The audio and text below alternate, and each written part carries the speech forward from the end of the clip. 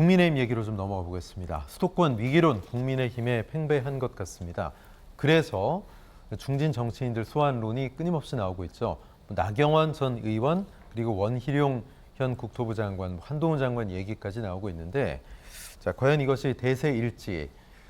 자 여야 멘토로 불렸던 김종인 전 국민의힘 비대위원장은 나경원, 원희룡 이미 다 지나간 얼굴들 같고 무슨 새로운 지지를 받겠다는 건지 착각도 보통 착각이 아니다라고 일갈했습니다. 김대현 평론가님, 뭐 그럼에도 불구하고 구관이 명관이라고 보는 걸까요? 아니면 사람이 없어서 어쩔 수 없이 국민의힘이 저런 얘기 자꾸 나오는 걸까요? 어떻게 보십니까? 원조 흘러간 물은 김종인 전 비대위원장 아닐까요? 그런데 그럼에도 불구하고 예. 김종인 전 비대위원장의 말씀에 공감하지 않을 수가 없습니다. 네. 사실 원희룡, 나경원 이 두 인물로 새로운 바람을 일으킨다는 것은 뭐 기존 정치권이 바라볼 때도 그게 과연 가능하겠는가라고 예. 하는 의구심을 품을 정도로 사실은 우리에게 익숙하면서 한편으로는 또 과거의 인물로 이렇게 형성돼 있는 이미지화되어 있는 인물인 것은 분명한 사실입니다. 국민의힘이라고 하는 보수 정당의 한계는 이런 것 같습니다. 이게 새로운 인물이 항상 그러니까 위기로는 늘 대두됩니다. 근데 위기를 대처하는 방식이 늘 후지거나 아니면 뒤따라가거나 뒷북치는 형식을 취하는 경우가 많습니다.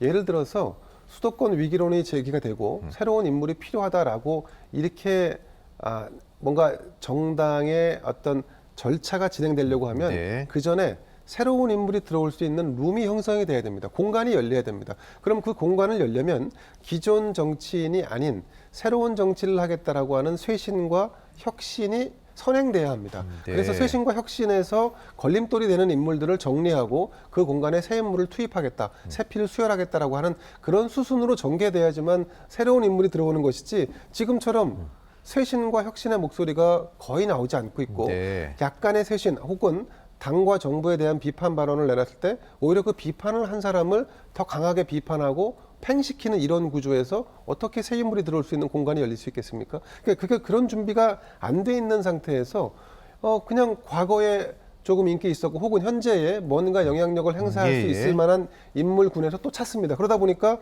또 어제의 나경원, 어제의 원희룡이 등장을 하는 거고 안타깝지만 지금 국민의힘이라고 하는 정당은 내년 총선에서 수도권의 이 두 인물을 또 내세우게 될 겁니다. 그럼 내세우게 되면 수도권의 참패론을 극복할 수 있을까? 그 가능성은 매우 낮아지겠죠. 네. 자, 그리고 더 중요한 것은 이 국민의힘이 총선에서 지금 위기론이 강하고 수도권 특히 아마 대패할 가능성이 지금 점쳐지고 있는 이런 최악의 어떤 전망이 나오고 있는데 이걸 극복하려면 그러니까 이 참패론을 뒤엎으려면 대통령의 지지율이 적어도 40%대 중반은 안착을 해야 됩니다.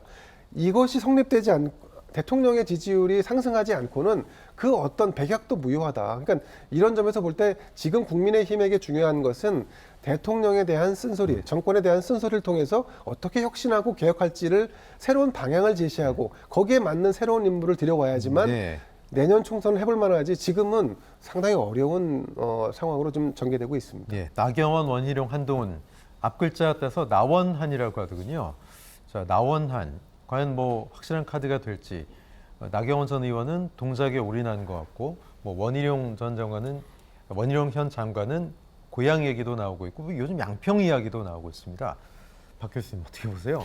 원희룡, 한동훈 이 두 분은 장관이니까 네네. 뭐 현 정부를 대변해서 승부수를 본다 그러면은 뭐 수도권을 이끌 인물이다 얘기할 수 있습니다. 그런데 나경원 의원을 내세우는 거는 너무나 후안무치하고 역설적이에요. 아까 나 원한 그랬는데 원한이 가장 많은 사람이 나경원 의원입니다. 그렇게 장관 시켜달라고 그랬는데 결국 현 정부에서 장관 안 시켜줬고 그래서 당대표 나오겠다고 그랬는데 친윤 세력에 의해서 철저히 정말 뒤통수 맞고 쫓겨나다시피 했어요. 자, 그런데 아이러니하게도 나경원 전 대표의 이미지가 17년도인가요? 그 황교안 대표 시절에는 여전사 이미지였습니다. 굉장히 강경보수 이미지였어요. 그런데 최근에 전당대회에서 소위 친윤 세력에 의해서 탄압받는 이미지가 만들어지면서 지난 열흘 전인가요? 나경원 지금 화면에 나오는 출판기념회 국회 도서관에서 있었는데 말 그대로 발 디딜 틈이 없었습니다. 성황리에 이루어졌어요. 오히려 윤석열 정부 친윤 세력에 의한 탄압 이미지가 나경원 의원이 받음으로 인해서 이미지가 오히려 온화해지고 예. 중립적인 이미지가 돼버렸어요. 그런 점에서 나경원 전 대표는 이미 동작에서 스스로의 경쟁력을 갖췄다. 그런데 국민의힘이 그렇게 뒤에서 나경원 의원 공격해놓고 이제 와서 수도권 선거를 이끌어달라 이렇게 얘기하는 것도 사실 웃기고 네. 그리고 과연 나경원 의원이 그러면은 윤석열 정부를 대변할 수 있는 예. 그런 사람이냐 그것도 아니거든요.